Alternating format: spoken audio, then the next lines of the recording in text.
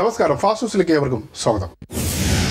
നഗരത്തെ അരക്ഷിതാവസ്ഥയിലാക്കിയ മൊത്ത വ്യാപാരികളുടെ സമരം പിൻവലിച്ചെങ്കിലും അവശ്യ സാധനങ്ങൾക്കായി ജനം ഇപ്പോഴും നെട്ടോട്ടത്തിൽ. മൊത്ത വ്യാപാരികൾ 3 ദിവസത്തോളം കടയടച്ച് സമരം നടത്തിയതോടെ സാധാരണക്കാരാണ് കഷ്ടത്തിലായത്.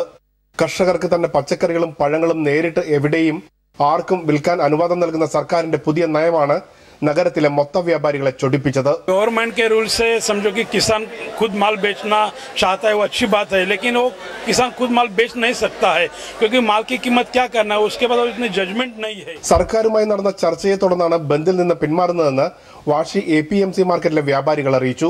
കർഷകരെ സഹായിക്കുവാനായി സർക്കാർ കൊണ്ടുവന്ന നിയമത്തെ എതിർക്കുന്നില്ലെന്നും എന്നാൽ തലമുറകളായി കച്ചവടം നടത്തി ജീവിക്കുന്ന തങ്ങളെ തഴഞ്ഞുകൊണ്ടായിരിക്കരുത് നിയമ ഭേദഗതിയെന്നും ഇവർ വാദിക്കുന്നു. വ്യാപാരികളും കമ്മീഷൻ ഏജന്റുമാരും ചുമട്ടുതൊഴിലാളികളും പണിമുടക്കിൽ പങ്കുചേർന്നതോടെ നിത്യോപയോഗ സാധനങ്ങൾക്കായി ജനങ്ങൾ നെട്ടോട്ടമായി. അത് മാർക്കറ്റ് എല്ലാത്തിനും പൊട്ടറ്റയ്ക്ക്, കാന്തയ്ക്ക്, ടൊമാറ്റോയ്ക്ക് സകല കാര്യങ്ങൾക്കും വില കൂടുതലായിട്ടാണ്.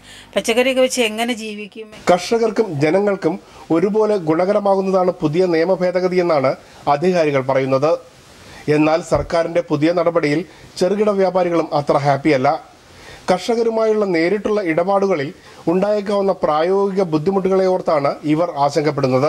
ഈ പ്രശ്നങ്ങൾ വന്നതിന് ശേഷം സാധനങ്ങൾ കിട്ടുന്നില്ല, പക്ഷേ അവർ തന്ന ഫെസിലിറ്റികൾ ഒരുപാടുണ്ട്. ഞങ്ങൾ സംസ്ഥാനത്ത് APMCകളുടെ മൊത്ത വിൽപ്പന പോയ വർഷത്തിൽ ഏകദേശം 70,000 കോടിയായിരുന്നു. ഈ മേഖലയെ അവഗണിച്ചുകൊണ്ടുള്ള തീരുമാനത്തെയാണ് മൊത്ത വ്യാപാരികൾ ചോദ്യം ചെയ്തിരിക്കുന്നത്. കന്യാകുമാരി മുതൽ കാശ്മീർ വരെ സൈക്കിൾ സവാരി പൂർത്തിയാക്കിയ മലയാളി യുവാവിന് മുംബൈയിൽ സ്വീകരണം. സമൂഹത്തിൽ നന്മയുടെ സന്ദേശം പകർന്നാടാനാണ് ഈ കോട്ടയം സ്വദേശി 4000 കിലോമീറ്റർ സൈക്കിൾ യാത്ര നടത്തിയത്.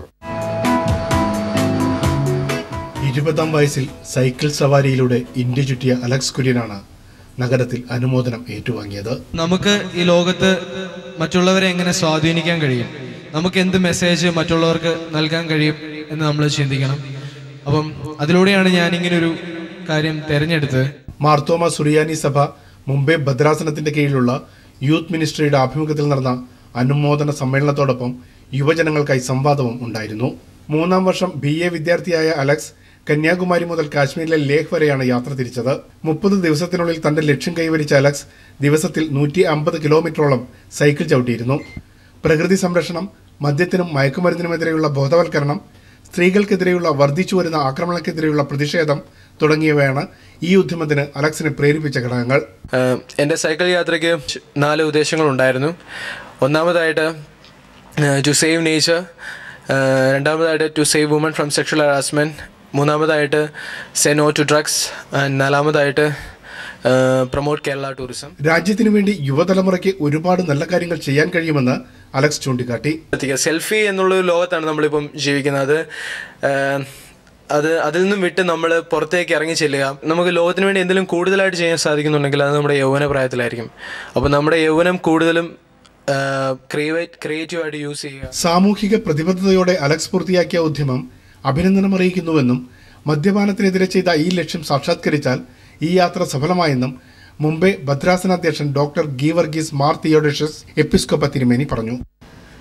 ഞാൻ ആയുസ്സിൽ ഒരിക്കലും മദ്യപിക്കുകയില്ല എന്ന് പറയുന്ന ഒരു സമൂഹത്തെ രൂപവൽക്കരിക്കുവാൻ ഇടയായിട്ട് തീരുന്നുവെങ്കിൽ ഈ യാത്ര സഫലമായി. യുവജനങ്ങൾക്ക് പ്രോത്സാഹനവും ആവേശവും പകർന്നതിനാണ് അലക്സിനെ അനുമോദിച്ചതെന്നും തന്റെ യാത്രാനുഭവങ്ങളിലൂടെ മറ്റു യുവജനങ്ങളെ ഇത്തരം ഉദ്യമങ്ങൾ ചെയ്യാൻ പ്രേരിപ്പിക്കുക കൂടിയാണ് ഈ സമ്മേളനത്തിന്റെ ലക്ഷ്യമെന്ന് ഫാദർ മാത്യൂസ് ജോർജ് അറിയിച്ചു.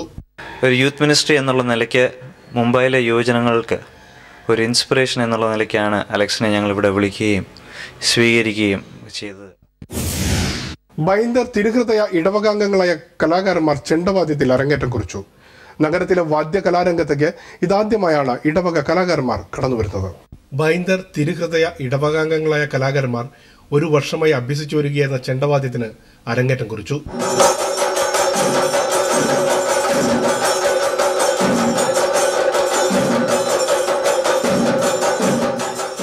വിശിഷ്ട വ്യക്തികളുടെ സാന്നിധ്യത്തിൽ നടന്ന വാദ്യമേളത്തിൽ Sijo Mathew, Dinoop Devasikutty, Jefin Varghese, Shefin Thomas, Christopher Babu Mathew, Reji K Mathew, Albert, Alex, Johnny Johnson, Joy Mabilly, Laijo Thomas, Jas Thomas, Mathew Joseph, Martin Joseph, Roy Philip തുടങ്ങിയവരായിരുന്നു അരങ്ങേറ്റം കുറിച്ചത്.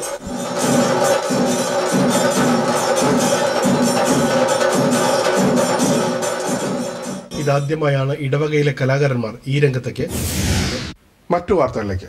പൂനെ ശ്രീനാരായണ ഗുരുസമിതി പണികഴിപ്പിച്ച ക്ഷേത്രത്തിലാണ് ചാലക്കുടി ഗായത്രി ആശ്രമം മഠാധിപതി ശ്രീമദ് സച്ചിദാനന്ദ സ്വാമികൾ മുഖ്യാതിഥിയായ ചടങ്ങുകൾ നടന്നത്. ഗുരുഭക്തന്മാരെ സംബന്ധിച്ച് ഗുരുദേവൻ നമ്മളുടെ ഈശ്വരനാണ്. ഗുരുവിനെ ഭജിക്കണം. ശ്രീനാരായണ ഗുരു മുഖ്യദേവനായും മഹാഗണപതിയും പരമശിവനും ഉപദേവന്മാരുമായിട്ടാണ് ഇവിടുത്തെ പ്രതിഷ്ഠ. 600ഓളം പേർക്കിരിക്കാവുന്ന പ്രാർത്ഥനാ ഹാളും ക്ഷേത്രത്തിനോട് ചേർന്ന് നിർമ്മിച്ചിട്ടുണ്ട്. ശ്രീനാരായണ വിദ്യാലയം എന്ന പേരിൽ പ്രൈമറി സ്കൂളും പ്രവർത്തിച്ചു വരുന്നു. പ്രതിഷ്ഠാ ദിനത്തോടനുബന്ധിച്ച് 9 ശാഖകൾ പങ്കെടുത്ത ഘോഷയാത്ര ഗുലാബ് ഗോപിനാഥ് ഉദ്ഘാടനം ചെയ്തു. സച്ചിദാനന്ദ സ്വാമികളെ പൂർണ്ണകുംഭം നൽകി ആദരിച്ചു.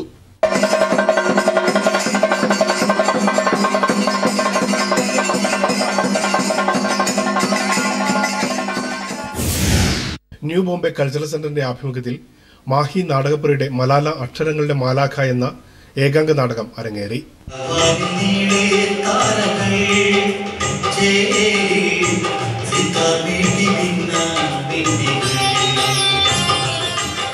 മലാലയുടെ അവതരണം നിർവഹിച്ച നിഹാരികയെ ഉപഹാരം നൽകി ആദരിച്ചു.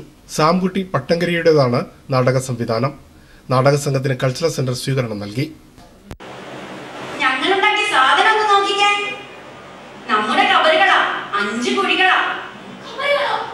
എപ്പോഴാ നമ്മൾ മരിക്കുമെന്ന് അറിയില്ലാന്ന് ഇന്നലെ ഉമ്മ പറഞ്ഞ കേട്ട്.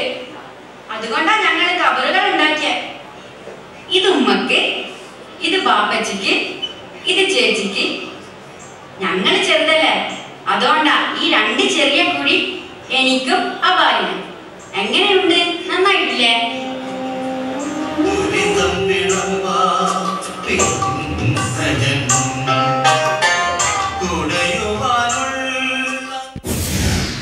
പൂർണ്ണമാകുന്നു. കൂടുതൽ വാർത്തകൾക്ക്